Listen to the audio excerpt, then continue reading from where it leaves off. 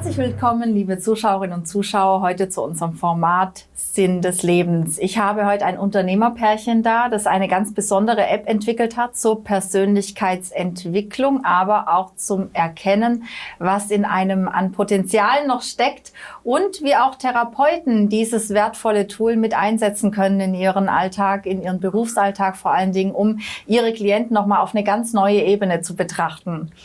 Hallo ihr beiden, hallo Simone, hallo Joshua, schön, dass ihr beide da seid. Hallo. Ja, wir hatten ja schon mal eine spannende Sendung über eure neue App, die ihr kreiert habt oder ja, über jahrelange Arbeit sogar.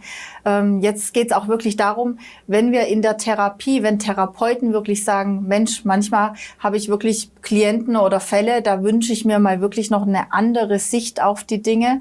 Und genau mit diesem Hintergrund habt ihr, glaube ich, auch die App nochmal auch zusätzlich für diesen Bereich entwickelt. Wo seht ihr da so die wichtigsten Faktoren oder beschreibt überhaupt mal, was ihr da entwickelt habt in dieser App, wie die überhaupt funktioniert in 2, 3 Sätzen? Ja, gerne. Also die App und die daraus führende Frequenzaufnahme, die Sprachanalyse, die wir damit machen, ist einfach extrem neutral. Du kannst nichts als Therapeut, als Mensch reininterpretieren.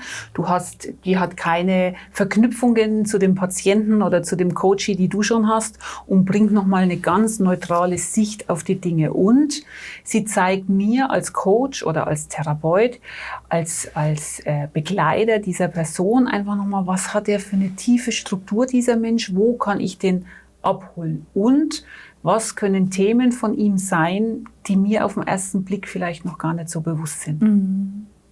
Und vielleicht sehr spannend auch, wenn wir es eben aus der Perspektive eines Coaches oder Therapeuten betrachten, habe ich eben die Möglichkeit zu gucken, was ist die Persönlichkeitsstruktur. Ne? Also was Simone gerade gesagt hat, also ich kann erkennen, wie nehme ich den auch in der Therapie oder im Coaching. Das wäre also tatsächlich so für Bereiche wie Coaching, Psychotherapie, analytische Therapien zum Beispiel. Und wenn ich jetzt sage, ich bin einfach als klassischer Mediziner unterwegs, also ich betreue kranke Menschen, dann könnte ich über die Voice-Analyse mit dem Basiston einfach mal grundsätzlich dafür sorgen, dass der körperlich wieder harmonisiert wird, der Mensch. Ne? Also das heißt, egal wie ich therapiere, ob ich das jetzt homöopathisch mache oder ich sage mal eine ganz krasse Anwendungsform, ich hätte jemanden, der eine Chemotherapie bekommt, weil er sich in einer schulmedizinischen Behandlung befindet. All diese Therapien können unterstützt werden, indem der Körper einfach in Harmonie gebracht wird. Ne? Und das ist ein Riesenvorteil. Also da kann man aus der App, wenn man eben die App sich runterlädt und eben diesen Test macht, da geht da, glaube ich, eine Dreiviertelstunde, habt ihr schon mal erzählt, da erfahre ich meinen Ton, der auf mich abgestimmt ist und der mich in meine Kraft bringt. Ganz genau. Und darüber, über diese kraftvolle Schwingung, bringe ich vielleicht auch Themen in Bewegung und Schwingung, die noch so ein bisschen eingeschlafen sind, die mal hoch schwingen dürfen. Genau, aber tatsächlich können wir es genauso ausdrücken. Also das heißt, der erste Schritt wäre, ich finde meinen Basiston heraus, das ist auch wirklich nur ein Ton und mit dem kann ich schon ganz hervorragend jede Form von Therapie unterstützen. Das ist tatsächlich einfach eine körperlich-geistig-seelische Regulation. Ja, was so simpel klingt, hat einen unglaublich krassen Effekt, ne, weil ich eben sehr schnell jeden Heilungsprozess unterstützen kann. Und wenn ich dann tiefer gehen möchte, dann schaue ich mir mein gesamtes Stimmbild an, also alle 12 Töne, schau, wie sind die ausjustiert, gibt's Verstimmungen, ne? Also da kann Simone besser drüber erzählen, ne? Wenn man Verstimmungstöne hat oder Disharmonien, dann könnte ich das zum Beispiel einsetzen im Coaching, in einer Psychotherapie, wenn ich einen Burnout-Patienten habe zum Beispiel, da wären diese Themen dann super spannend. Ja. Ja, du, Simone, hast ja schon jahrelang Therapeuten unterstützt, ja, die dich dann, warum sind die auf dich zugekommen? An welche Punkte kommen die dann und sagen, so, und jetzt brauche ich dich an meiner Seite mit der Voice-Analyse? Also meistens, oder so war es bisher bei mir, sind diese Therapeuten selber als Kunden zu mir gekommen und während der Analyse wurde denen sofort klar, Mensch, was da alles möglich ist. Und dann gab es eben Verbindungen, dass die gesagt haben, Mensch, Simone, magst du mal kommen zu mir? so habe ich das bei sehr vielen jahrelang gemacht. Bin ich 1-2 Mal im Jahr nach Hamburg gefahren oder in den Schwarzwald oder wohin auch immer. Habe dann mit den Patienten Analysen gemacht und die lerne ich kennen in dem Moment, wo sie zur Tür reinkommen. Also ich kenne die nicht, ich weiß nichts von denen. Und das ist auch immer diese Beweislichkeit für beide Seiten. Die sind dann immer ganz fasziniert und das ist ja, die weiß ja nichts von mir. Würde das jetzt ihr Therapeutin zu ihr sagen, die sie schon 10 Jahre begleitet, würde sie sagen, naja, das ist ja eh klar, dass du das sagst. Aber das gibt's zwischen uns nicht. Und dann kriegen die ein Stimmbild, also der Klient und auch der Therapeut, vom Status quo. Wo steht die jetzt in dem Moment? Und was sind im Moment ihre Verstimmungen? Und da kommen wir einfach nochmal von einer ganz anderen, von einer analytischen Seite rein. Da gibt's nichts zu interpretieren, sondern, oh, okay, du hast einen temporären Stress. Oder der Ton, der mir anzeigt, da steckt eine tiefe Verletzung, die kommt jetzt erst hoch. Und oft schon dieser Blick da drauf macht beim Patienten oder beim Klienten plötzlich Tore auf. Und wow, jetzt geht was weiter. Also das ist immer so eine, jetzt geht was weiter. Da kommt noch mal jemand von einer ganz anderen Richtung und da wird eine Analyse gemacht und plötzlich geht da wieder ein Tor auf. Und was der Josef vorhin gesagt hat, das Tolle am Arbeiten mit seinem eigenen Basiston ist in meiner Welt, das habe ich, denke ich, auch schon im letzten Interview gesagt, dass es ein selbstregulierendes System ist. Also du gibst den Körper, Geist und Seele die Möglichkeit, sich selbst zu regulieren, ohne immer zu und ständig in dieses Trauma zu gehen, sondern er kann sich auch mal erholen. Und das ist, denke ich, ganz, ganz wichtig beim Arbeiten mit dem Ton oder mit Frequenzen.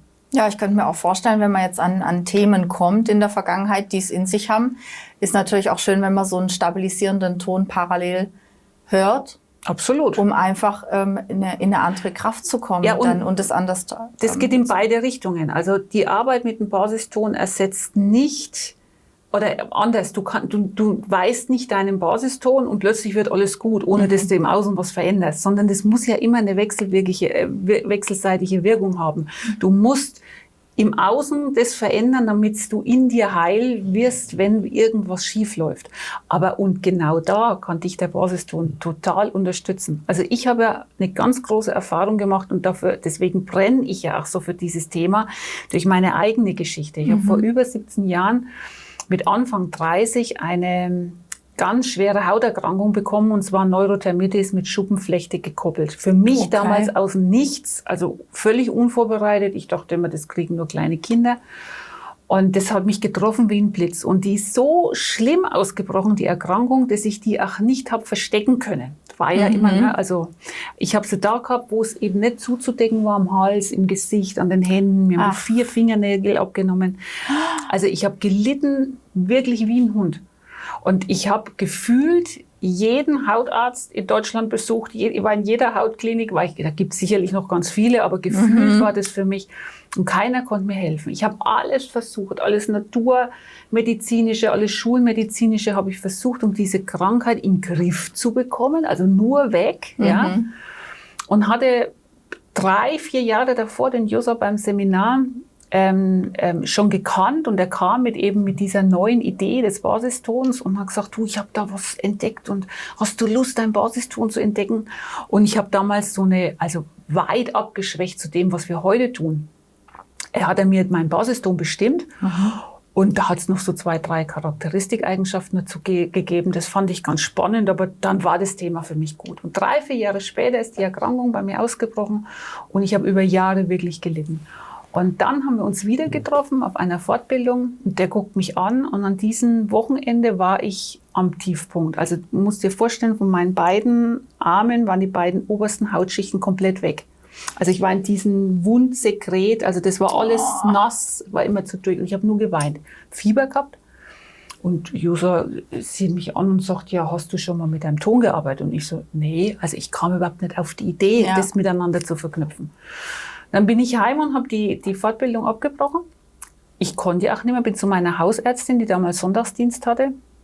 Und die hat zu mir gesagt, du musst sofort in die Klinik. Du hast viel zu viel offene Hautstellen, du verlierst viel zu viel Wärme, du musst in die Klinik und einen Tropf. Und da habe ich aber gewusst, wenn ich rangehe, kriege ich Cortison. Das ist das, was ich immer vermeiden wollte. Und dann habe ich ihr dieses Gerätchen gezeigt, unsere Technologie, und habe gesagt, machst du noch einen Versuch mit mir. Die hat natürlich gedacht, holla, holla, aber wir kannten uns ganz gut, dass sie gesagt hat, pass auf, ich mache dir einen einfachen Wundverband Die hat mir dann Schwingungsgeber eingewickelt. Ich habe den Grundton über die Haut, über diese pulsierende, entzündete Haut 24 Stunden über Monate gehört. Bis zum nächsten Wundverband, hat sie gesagt. Und wenn du dann kommst und das Hautbild hat sich nicht signifikant zum Positiven verändert, versprichst du mir jetzt und hier in die Hand, gehst du in die Klinik. Das habe ich danach gemacht und nach 2 Tagen, als ich wieder kam, hat die den Verband runtergemacht. Und es war natürlich nicht geheilt, das wäre Quatsch. Aber sie war verwundert, weil dieses Hautbild, es war alles noch rot, es war alles noch offen, aber dieses Rote, dieses Pulsierende, dieses Aggressive, Wut aufplatzen. Nicht, also du machst ja was nicht, deswegen muss das der Körper für dich tun. Aus der Haut fahren. Ja. Das war beruhigt. Und dann hat die geguckt und gesagt, boah, ich habe keine Ahnung, was du machst, aber ich gehe den Versuch mit dir.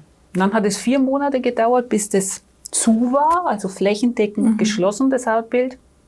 Und nach einem Jahr war ich geheilt. Und da kann ich auch von Heilung reden, weil da war ich der Patient. Und da ist vielleicht wichtig zu sagen, das ist jetzt rein die Anwendung von dem Basiston. So haben wir 2003 auch mit der Forschung gestartet. Das heißt also, hier rede ich nicht über, ich mache ein Coaching, ich mache eine Psychotherapie, ich mache eine Analyse, woher diese Wut kommt. Wir nehmen einfach nur den Ton und sorgen dafür, dass der Mensch körperlich, geistig, seelisch in eine Balance zurückfindet.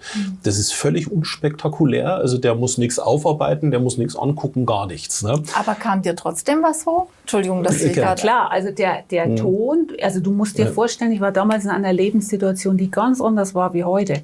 Und der Ton hat mich erstmal so stabilisiert, dass ich erstmal wieder auf die Beine komme. Okay. Und dann, und jetzt kommt's, habe ich natürlich mein Leben verändern müssen. Dann hilft es jetzt nichts weiterzumachen, zu sagen, naja, jetzt ist ja alles schön so, sondern ich habe mein Leben aufgeräumt. Das ist nicht immer einfach. Aber aus einer Stabilität halt. Genau, aus der Stabilität raus. Und weil ich ganz klar wusste, der hat mich so stabil gemacht, dieser Ton, ich kam in die Handlung.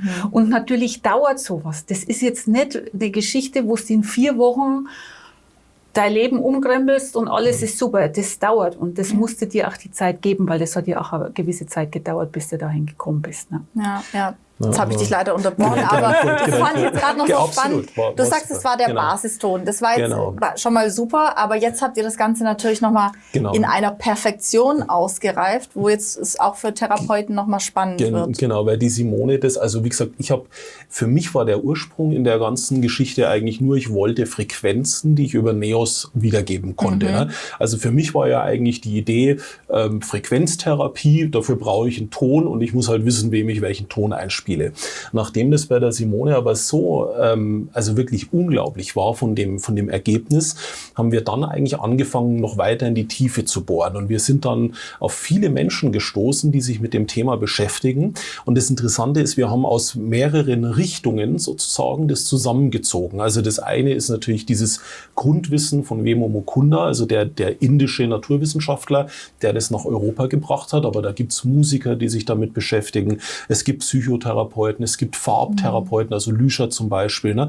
Und wir haben all diese Dinge dann kombiniert und haben jetzt eigentlich in diesen letzten 13, 14 Jahren, seit wir das intensiv machen, eine Kombination entwickelt, die quasi aus der Voice-Analyse heraus eine 40-seitige Auswertung liefert. Und in dieser Auswertung kann ich dann eigentlich in der Tiefe erkennen, wo liegen meine Stärken und meine Schwächen. Also das heißt, hätten wir das bei der Simone zum Beispiel damals gehabt, wäre relativ schnell klar gewesen, dass wir über einen sehr feinfühligen Menschen reden, der relativ schnell aus seiner Mitte kippt, wenn er irgendwo angestoßen wird. Wenn sie das auf ihre damalige Beziehung rückreflektiert hätte, wäre klar gewesen, wo der Hund begraben liegt. Ne? So weit waren wir damals noch nicht. Das heißt, wir haben da einfach nur den Basiston genommen. Heute würden wir sagen, je nachdem, mit welchem Therapeuten oder wie weit der Klient selber ist, kann er sich überlegen, möchte er einfach mit dem Basiston arbeiten. Das ist sehr smart, sehr simpel. Ich muss mir nichts anschauen. Oder ich gehe dann in solche Coaching- oder Therapieprozesse rein. Ne? Und je nachdem, in welcher Verfassung ich mich empfinde,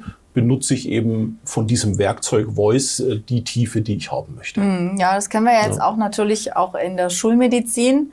Kratzen wir auch gern an der Oberfläche, dann kommt dann halt so eine Cortisonlösung und dann gibt's ja auch Therapiemöglichkeiten, wo sich dann der ein oder andere schon mal tiefer mit befasst, ob jetzt Familienstellen oder Rückführung oder Reinkarnationstherapie, Transformationstherapie.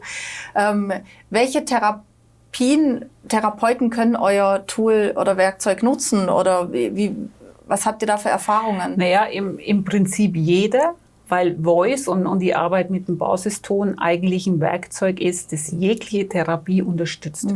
Und wir gehen nicht her und sagen, das ist das einzig Wahre und du musst jetzt nur mit deinem Ton, um Gottes Willen, aber es kann jegliche Art des Coachings, der Therapieform unterstützen.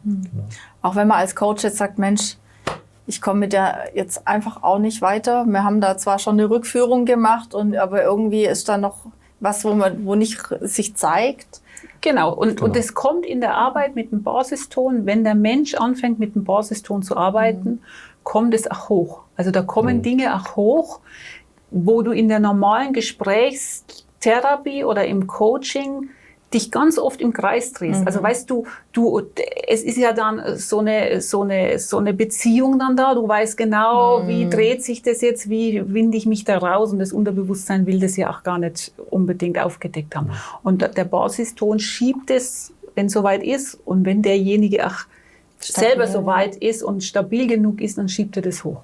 Ja, jetzt wo du auch gerade sagst, dich so drum rumwinden, funktioniert ja bei deiner eigenen Stimme auch nicht. Also man kann da, haben wir ja auch schon mal gehabt, im Interview gar nicht so viel manipulieren oder überhaupt gar nicht manipulieren. Während bei einem Fragebogen oder so kann man natürlich dann immer mal überlegen, was sich besser anhört. Ja, so, was besser klingt. Ja, es gibt ja immer die 3 Bilder. Ne? Ja. Also das Bild, wie ich mich sehe, das Bild, wie er mich sieht, und das Bild, wie ich wirklich bin. Und Voice zeigt dir das Bild, wie du wirklich bist. Weil natürlich wäre ich jetzt auch viel lieber, viel belastbarer und vielleicht strukturierter, aber ich bin, wie ich bin. Und da ist halt Voice auch ein Tool in der Analyse hinten raus, in der Beschreibung, die du von dir bekommst, wo du auch so eine Selbstverständnis für dich bekommst, so eine Einsicht, jetzt verstehe ich so, warum ich so bin, wie ich bin. Das ist gut. Das ist einfach gut, wie ich bin. Ich gebe vielleicht mal ein Bild dazu, ne? Also dass die Zuschauer das nachvollziehen können. Also ich sag mal, ein Unternehmer fängt an, eine Firma aufzubauen, ist eine One-Man-Show am Anfang, muss alles selber machen und scheitert eigentlich immer an seiner Buchhaltung. Nur ein Beispiel, also kann ich davon sprechen, weil ich dieses Beispiel bin. Ja? Dachte genau, ne? Von Weimar da hoch. Genau. Und jetzt versuchst du natürlich, das Ding durchzudrücken. Ja? Und du kommst nicht weiter, du musst es aber ja natürlich machen. Also ich meine, lässt sich nicht wegdiskutieren. Und jetzt kannst du dir über Jahre lang einen Erkenntnisprozess aufbauen, der dich vielleicht ganz viel Geld verlieren lässt, der dich richtig in die Krise bringt, der dir das Finanzamt auf die Backe hetzt und so weiter. Ne? Oder du siehst in so einer Voice-Analyse, wie bist du eigentlich strukturiert, ja? Und du merkst, okay, das ist nicht mein Part, ich nehme mir lieber gleich jemanden, ist im Moment ein bisschen schwer, weil es Geld kostet, aber in der Zeit, wo ich mich nicht quälen muss mit meiner Buchhaltung oder mit meiner Steuervorbereitung, mache ich das, wofür Kunden mich bezahlen. Ja, und dann kann ich plötzlich 3 Buchhalter bezahlen in der Zeit, in der ich arbeite. Das wäre nur ein möglicher Ansatz. Den kann ich natürlich als Therapeut, als Coach nutzen, wenn ich das von dem Klienten weiß, aber ich kann das auch selber als Person in der Reflexion nutzen. Ne? Aber habe ich jetzt einen Coachie zum Beispiel, mit dem ich nicht weiterkomme, wie du vorhin so schön sagst, ja, und ich merke, dass das ein extrem strukturierter Typ ist und ich versuche, den übers Gefühl abzuholen, merke ich, wird nichts, also muss ich eine Zaunlatte nehmen und die mal einfach über den Schädel ziehen, damit er überhaupt was spürt. Ne? Und wenn ich das weiß, dann kann ich ja so mit ihm arbeiten. Habe ich einen sehr sensiblen Menschen, würde ich viel vorsichtiger vorgehen, viel anders rangehen, aber dafür auch aufhören mit Zahlen, Daten, Fakten, weil er müsste dann einfach nur ein weiches Gefühl kriegen. Ne?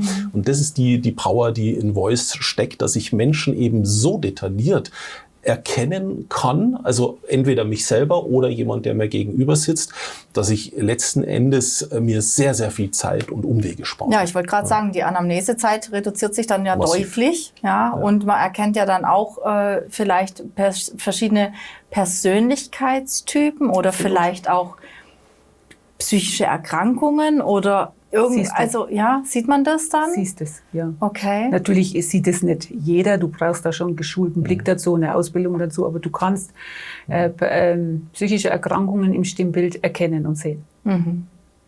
Okay. Aber hilft natürlich auch schneller auf den Punkt zu kommen, ja, dass man sagt, wo setzt man an? Absolut. Und was für mich ganz faszinierend ist, das ist ja, also in der Regel habe ich ja, also im Moment ist es ja so, dass wir eine 1:1 Analyse haben. Da kommt ein Kunde zu mir und deswegen war das ja auch immer so begrenzt. Ne? Immer ewig ausgebucht und du kannst da nichts skalieren. Das war ja auch der Hintergrund, warum wir gesagt haben, wir starten jetzt mit einer App, um das flächendeckend zu machen. Aber jetzt stell dir mal vor, jeder Mensch weiß, was er kann und kann lassen, was er nicht kann. Ja. Und ist auf den Platz in seinem Leben, wo er hingehört. Bingo. Ja. Also, Ja, Ja. vor allen Dingen ist es ja jetzt auch die Zeit. Es Ja. wird ja diejenigen, die jetzt am falschen Platz Ja. sind, es gab ja Genau. noch nie eine Zeit, wo die dermaßen rausgeschüttelt Genau. worden sind aus ihrer vermeintlichen Komfort. Also das ist ja kein Komfort gewesen. Du quälst dich ja an einem falschen Platz viel mehr, als es fehlt ja einfach nur der Mut. Ja, diese Angst vor Veränderung. Genau, und der Mut kommt in dem Moment. Also ich habe ganz viele Frauen und Männer, sagen wir mal 45 plus, die in ihrem Leben an einem Punkt stehen, wo sie sagen, boah, also so geht es jetzt nicht mehr weiter, ich möchte was verändern, weiß aber nicht was. Und plötzlich kriegst du eine Analyse von dir, ein Stimmbild wie ein MRD-Bild, keine Ahnung, ja. Und du siehst es und sagst, boah, ich habe schon immer so irgendwie was in mir gefühlt, dass das nicht rechtens ist, wie ich das jetzt mache, also dass das nicht für mich passt. Und jetzt sehe ich das schwarz auf weiß. Jetzt habe ich den Mut. Wenn nicht jetzt, wann dann? Wow. Und das Interessante ist also die Klienten, also ich kenne ja nicht so viele, weil die alle bei der Simone waren, aber ich kriege natürlich manchmal Feedback-Schleifen von Kunden, die dann danach berichten. Ne?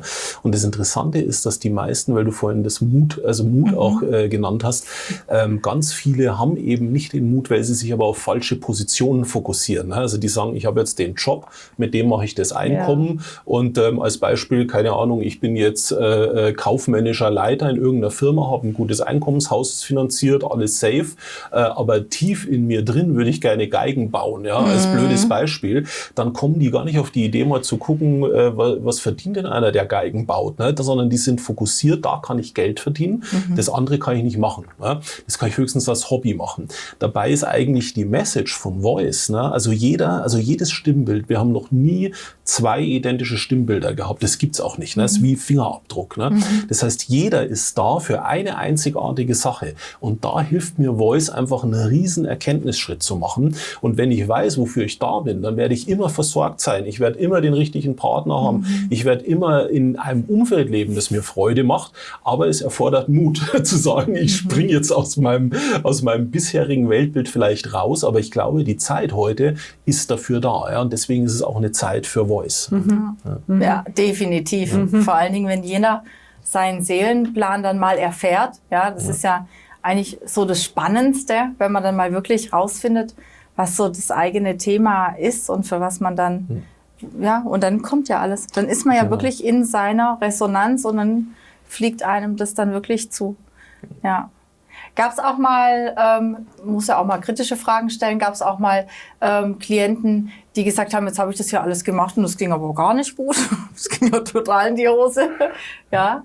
Also bei der Analyse in der Erkenntnis 0, also da habe ich 0, ich habe immer Kunden, die sagen, wow, also weil wir uns auch nicht kennen. Ne?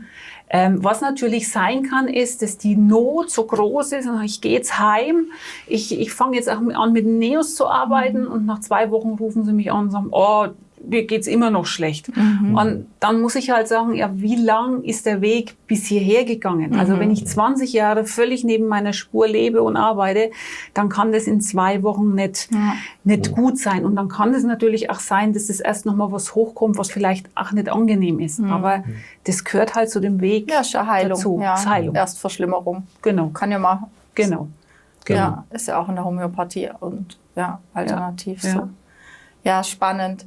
Habt ihr noch irgendwas Wichtiges, wo ich jetzt vergessen habe, euch zu fragen, für Therapeuten einfach von eurer Seite aus nochmal so die wichtigsten Punkte oder? Also ich würde gerne eine Kernmessage eigentlich geben, warum ein Therapeut oder Coach sich Voice anschauen sollte als Werkzeug, weil aus meiner Sicht heraus eigentlich das Streben nach sinnhaftem Tun ist immer die Harmonie.